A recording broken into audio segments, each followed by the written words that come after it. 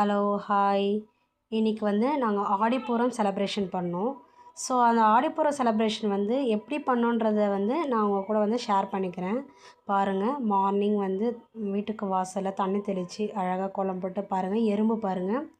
நான் பச்சரிசி மாவு கோல மாவுல கலந்து போடுவேன். ஸோ, எறும்பு பாருங்க, எவ்வளோ அழகா அத சாப்பிட்டு போகுதுன்னு பாருங்க. எங்க வீட்ல பூத்த ஜாதி மல்லிப்பூ. நெறைய பூ பூக்குது. ஓகேங்களா? பாருங்க, என் பையன் பூ பறிச்சுட்டு ஓடுறான். நெக்ஸ்ட்டு பார்த்தீங்கன்னா, சாமி கும்பிட்றதுக்கு ரெடி பண்ணிகிட்ருக்கேன். சாமி கும்பிடும்போது நான் எப்போவுமே வந்து பார்த்தீங்கன்னா, அத ஸ்டேஜ் மாரி வச்சுருக்கேன். அதில் பார்த்தீங்கன்னா, தொடச்சிட்டு நான் ஓம் சரவண பவ அப்படின்னு எழுதுவேன். எப்போவுமே இப்போன்னு இல்லை, எப்போவுமே வந்து நான் அந்த வார்த்தையே கம்பல்சரி சாமி கும்பிடும்போது எப்போவுமே வெள்ளிக்கிழமை சாதாரண வெள்ளிக்கிழமையா இருந்தால் கூட நான் வந்து தொடச்சிட்டு அந்த டேபிளை ஓம் சரவண பவ அப்படின்னு எழுதிட்டு தான் பூஜை சாமான்லாம் மேலே வைப்பேன்.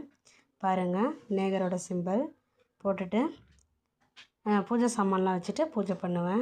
நெக்ஸ்ட்டு பார்த்திங்கன்னா, சாமி கும்பிட்றதுக்கு தேவையான சக்கரை பொங்கல்லாம் ரெடி பண்ணிவிட்டு பூஜை தேவையான சாமான்லாம் எடுத்து வச்சுட்டு பூலாம் போட்டுட்டு எல்லாம் ரெடி பண்ணி வச்சுட்டு சக்கரை பொங்கலும் ரெடி ஆகிடுச்சி.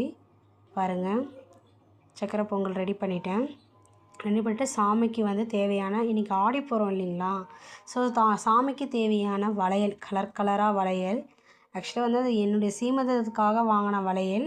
நான் சிலது மட்டும் தான் யூஸ் பண்ணேன், சிலதெல்லாம் வந்து அப்படியே இருந்தது. பாருங்கள், அந்த வளையலில் சாமிக்கு எவ்வளோ அழகாக மாலையாக கோர்த்து போட்டிருக்கேன்னு பாருங்கள். ஆடிப்பூரன்றதுனால சாமி வளைகாப்புக்கு வளையல் மாலை போட்டிருக்கேன். பிடிச்சிருந்தால் லைக் பண்ணுங்கள், ஷேர் பண்ணுங்கள். நீங்கள் எப்படி பண்ணுன்றீங்க வந்து கமெண்ட் பாக்ஸில் கமெண்ட் பண்ணுங்கள். மறக்காமல் நம்ம சேனலை சப்ஸ்கிரைப் பண்ணுங்கள். நெக்ஸ்ட் வீடியோவில் பார்க்கலாம். பாய்.